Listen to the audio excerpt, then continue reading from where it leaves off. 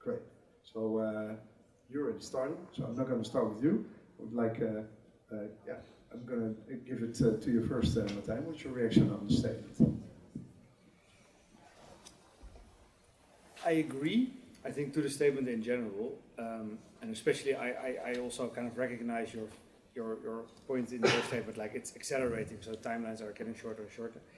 When I think about that future role of embedded finance, yes, I do agree, but I also want to refer back to an earlier point we made this afternoon. It's ultimately, and I think it was Diewertje from Rabobank who also highlighted it, ultimately customers will decide what exactly that role will be. And I think at this stage, for a bank, it is very important to make sure that you prepare for scenarios. So you prepare for the scenario of embedded finance is the way to go. Yes, it is the way to go, but to what extent that is, and to what extent other distribution channels will remain in the future, that is something that is at this point in time still hard to decide. So a bit of a, although I've heard focus again and again and again, I do agree, but also you cannot make one winning decision at this point, I feel, as a bank. You need to be where your customers are, and currently your customers are divided across various channels, and I think you should prepare for that as well. Cool. Like to add to that, Johannes? Yeah, it's a very difficult question for a lawyer, I guess. I wish I had a crystal ball. I take a different approach in answering these type of questions, and obviously that approach is following the law.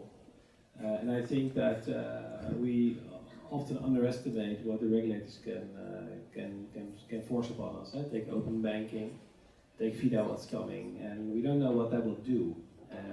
I think for me it's not so much about embedding finance. What is happening is that finance generally will become accessible in a digital environment.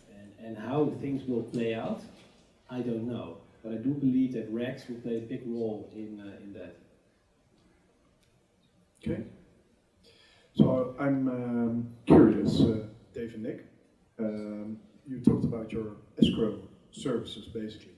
So, what way are you able to bridge the gap between traditional financial services, banking, and innovative financial solutions with your solution? Yeah, I think, from a technical point of view, I think it depends whose tech it is, it depends the reliance on that tech, which party's got the reliance on that tech, and where does the risk sit, and who owns that risk, and what would be the impact. And I think from an escrow company there, that's where we would decide or work with the partners on what do we need to do to protect that, the impact of that tech failing, or that supplier failing, or that startup failing, or so I think that's a standpoint that we would take. So what would your pitch be to allowance to say, like, hey, if you work with us, we can lower, basically, not from the REC side, therefore we have Johannes, but we can lower the risk of working with new players. I think what we see with our customers, and we take the software supplier stance, that if they are embarking on a journey with us or an escrow company and they're placing all their materials in escrow, whether it's access credentials, source code, whatever it is, then some of that risk is shifting, isn't it? Because if that fintech fails, then those access credentials get released and you take over the environment. And therefore that might allow for a bit of risk to shift from one place to the other. It might allow for those fintechs to scale a little bit quicker and win confidence in the marketplace that they're trying to attract. It might allow ABN AMRO to invest a little bit more, for example, if there's some form of security. So whether that's embedded and where that goes, I'm not too sure. But in terms of making sure that there is some mitigation and shifting of risk, I think that's where we could help out. So with the developments of going to more and more embedded services, with the agents coming, do you think? Maybe. I think we talked in the first session about the ticket, the value, when loans may be going through, or mortgages, or something like that, then maybe the regulators will grab hold of the whole thing. But that's probably when it will all slow down, and that's the beauty of embedded tech and the distributors, that they don't seem to be as regulated or regulated, and we've got that freedom to move quicker than the big banks. Lawrence, do you, as a reaction on that, do you see the potential of lowering the risk through these kind of, I'm just curious, these kind of services? Yeah, no, in general, I think it's really interesting what you do, because my LinkedIn gets always, you have innovation in your title, and you get bombarded with all kinds of people that want to develop something for the bank, and I always give them the same answer, like, give me a pitch on how you actually make a success of a partnership between corporates and fintechs. And there are not many companies that actually specialize in that. And you see that it has shifted now the past, I would say, decade, that the whole fintech partnering thing is becoming a thing, and banks see that they need to embrace this and actually become more flexible in how they approach like digital transformation and innovation, etc. And I think that the market of like the consultants hasn't really caught up yet. So I'm really intrigued by your approach and also the way you manage risk in these collaborations. And I think it's a great sweet spot to be in, especially in embedded, of course. Yeah. So to add to that, Johannes, compliance is often seen as a bottleneck in innovation. I'm just wondering, how can financial institutions ensure compliance by design from day one without, stifling creativity? Yeah, that is a very good question. I know that there's not an easy answer to it, but obviously, I mean, you have compliance people, you have compliance people, and so if you want to work in a fintech environment or in an innovation environment, you need to look for specific people who with specific skills who do compliance and who do legal. And the same goes for law firms, of course. So it's a special breed of people, and luckily they also operate in the legal sphere, and it's establishing that fantastic team, I think. And then you can actually achieve compliance first and compliance by design without hampering creativity too much. But there will always be a bit of a balancing act. That's certainly true. So I'm just wondering, should an innovation or partnership playbook start off with, whatever it is, the business case or the terms or the goals, or should it start off by compliance by design, basically? No, I don't think it should start with compliance by design, but it should be on your top three or on your short list, and it should be somewhere in the top three. And before you really start to throw in serious money, you have to have it validated. Yeah. Okay, cool. Thanks for that. Martijn, considering the shift towards embedded finance, how should banking professionals redefine their roles? So you can direct this to Alex here, to avoid becoming mere background commodities. Just a small statement here. Yeah, it was actually the question that I asked the audience right at the beginning, because I know. I think, I think there's 2 points here. So first, it's very important for banks to make sure that they keep on focusing on what they are good at, right? There is a challenge and there's risks all around, regulatory driven sometimes, especially the current evolving landscape of regulation is opening up also new types of competition with, for example, I think driven by FIDA and PSR now, which is PSD3 amongst others.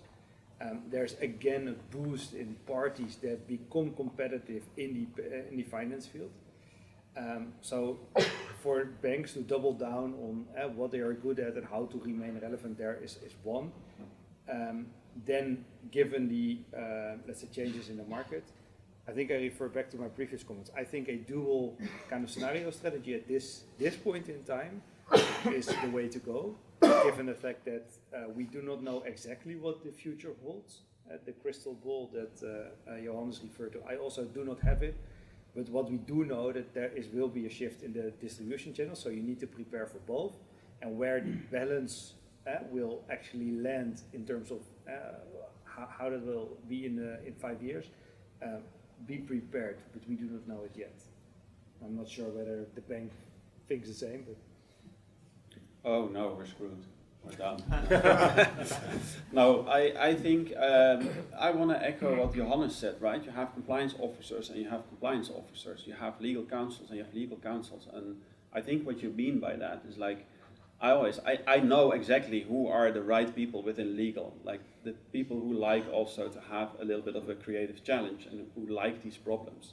But there are also like people within compliance who are like the total police officers, and that's fine as well, but you do not involve these people in innovation. They just don't have the mindset for it. They get nervous from it. And I think the same goes for banks, right? I think the banks that prepare for the future, that will stay relevant. It's like really that simple to me. But if you're now a stuffy German Sparkasse in southern Bayern in a local village, I think those banks have a big problem, right? They don't have the innovation capacity. They probably will get absorbed. So I think it's really key for banks to prepare for the new reality, to have multiple options indeed, to also become flexible and develop your partnership capabilities, develop your people that they can actually work with third parties, develop the whole risk framework around it, and then you can actually move fast and you can pivot, and then you can and if you don't do that, like I think that will become a big problem. But I think ABN is in an excellent position. I think I really mean that. I think we have great leadership, we have some great partners, and we have some great people that actually know how to do this and increasingly learn how to do this. And I think then you position yourself to be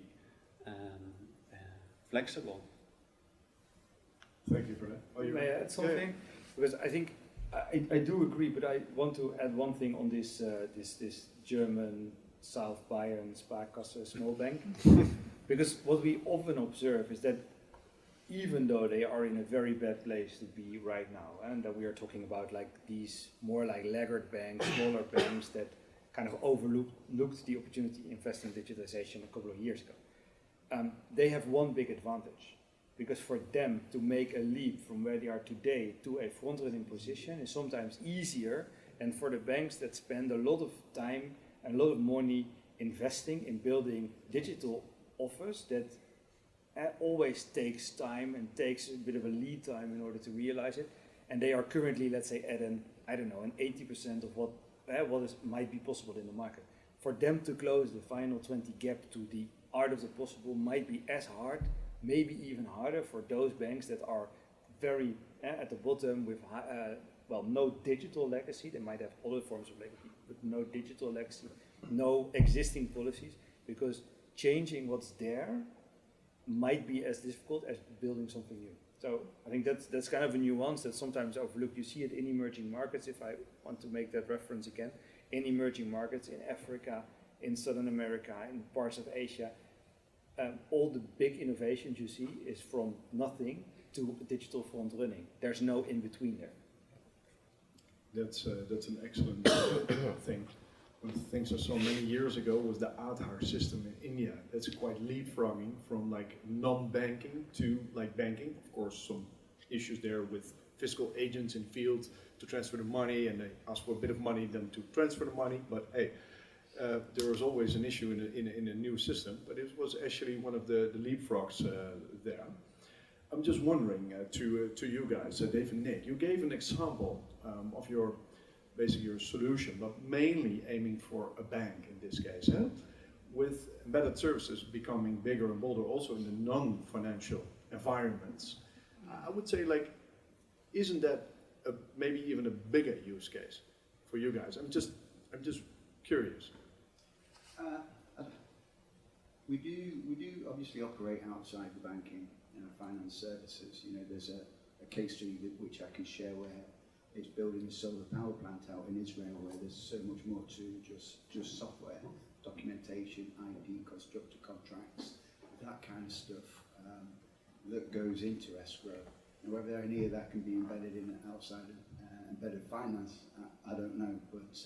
No, it's not even about maybe within embedded finance, but then non-financials wanting to go into embedded services, they take services of all kinds of companies, bigger or smaller. And I would say that the risk appetite with the Sparkasse, the German Sparkasse example here, is like they're going to maybe work with smaller or newer companies. So in that case, there is potential when you're looking at the big systems integrators that the services we provide get embedded by purchasing software licenses or something like that. But we've got to remember that we're holding somebody else's intellectual property, and that I think that is the stumbling block in terms of embedding anything that we can do for it to naturally happen.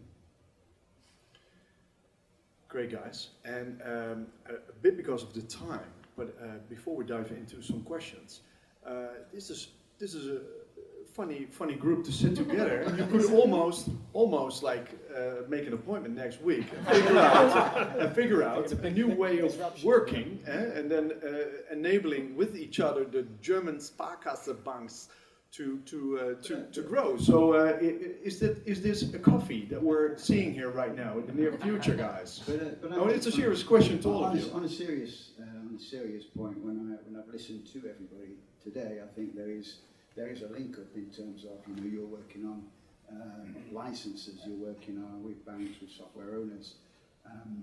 Coming from both of you there, you are working with different organisations which are all trying to achieve the same thing, that have got great tech.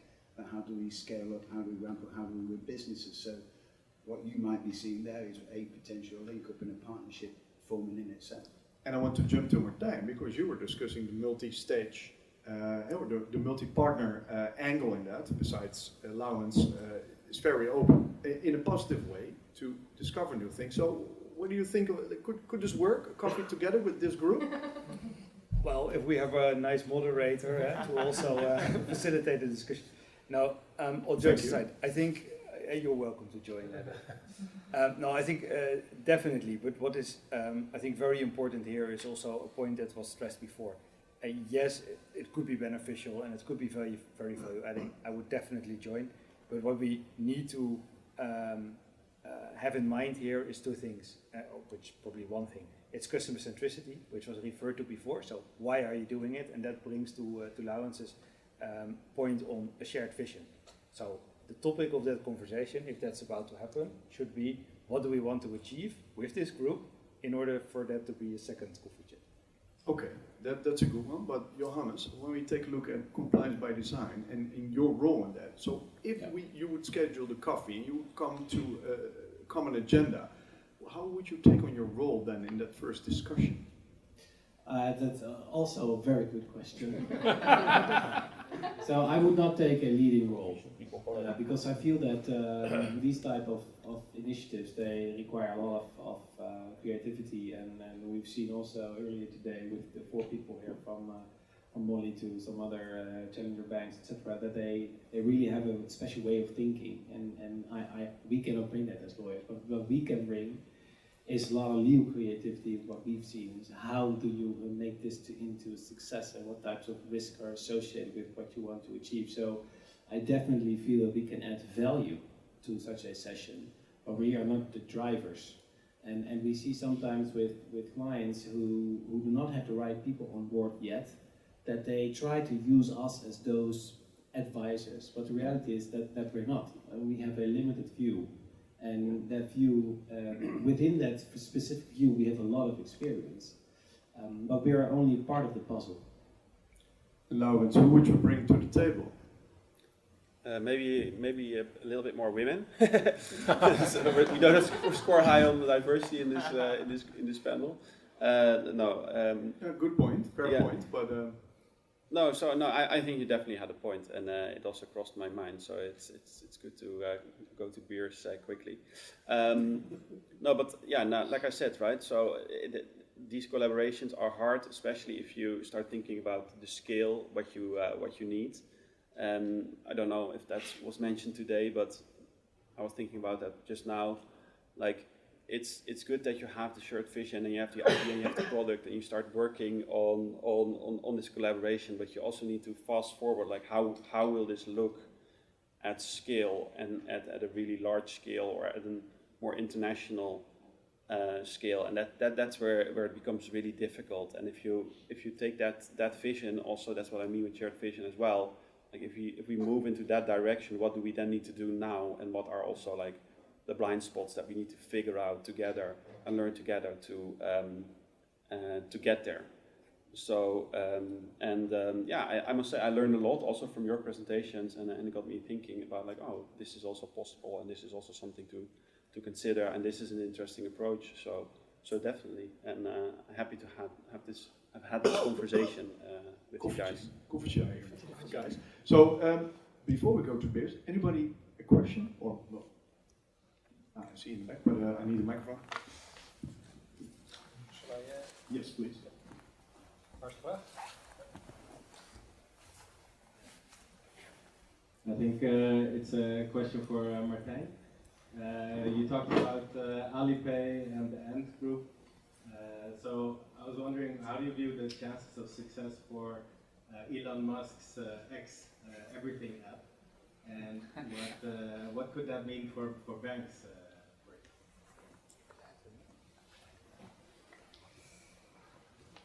Yeah, well, thanks for the question, because that makes it indeed a bit relevant, right? We have seen developments with Alipay, especially focused on China, and from China expanding, and now we see a bit of a similar movement and a similar vision and ambition from the Americas. How do I see the chances? Well, I do see, I think with a lot of these things is they aim for the moon and then reach the stars. So I do think that there will be quite a significant impact with that super app, because what he is trying to achieve is to capture selected ecosystems, as a bit like in the spirit of embedded finance.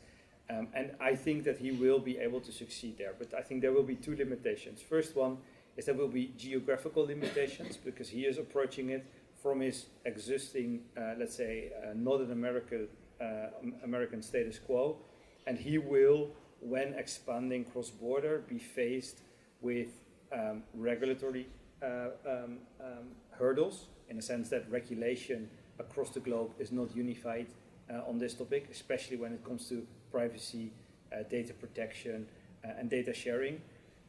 So even though there are various frameworks, there will be, I would say, limitations that will be very impactful for him to reduce rollout.